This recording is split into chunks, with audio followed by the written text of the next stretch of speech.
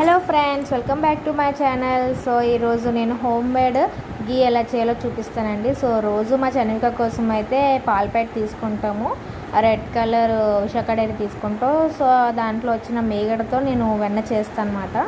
So ఆ మీగడంతా నేను collect చేసి ఫ్రిడ్జ్లో స్టోర్ చేస్తాను.